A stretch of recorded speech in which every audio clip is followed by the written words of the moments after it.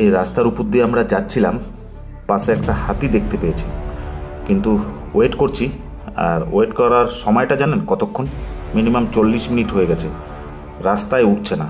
National highway 31C, প্রচুর truck চলে, তার মাঝখানে যদি একটু গ্যাপ পায় তাহলে এই হাতিটি উঠে আসবে।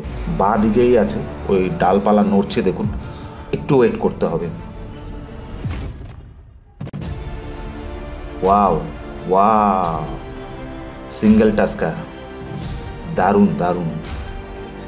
বেশিক্ষণ সময় দিল না, ক্রস করে গেল।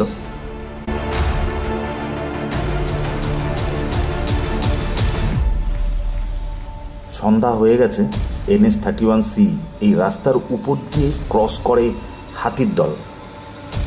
এই যে একটা হাতির দেখা যাচ্ছে, অন্ধকার হয়ে গেছে, দারুণ। ওয়াও, এই উঠছে উঠছে। আজকে এখানে দাঁড়ানোটা সাকসেস। অনেক কয়টা হাতি, ওইদিকে ট্রাকগুলো দাঁড়িয়ে গেছে, আমাদের এই সাইডটাও ট্রাক দাঁড়ানো আছে।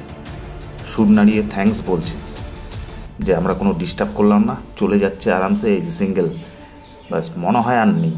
বাপরে বাপ, যে চা বাগানের দিকে চলে গেছে। ব্যাপারটা হচ্ছে এরা ক্রস করে চা বাগান ধরে এরা যাবে হচ্ছে বস্তির দিকে।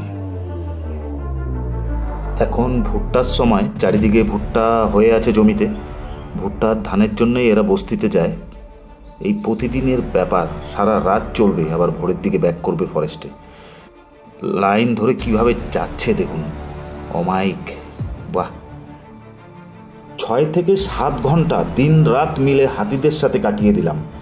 একটা কথা বলতে চাই সবার জন্য, জঙ্গলের ভেতর দিয়ে যখন গাড়ি নিয়ে যাবেন তখন খুব সাবধানে ও গাড়ির স্পিডটাকে কম করে যাবেন। ধন্যবাদ।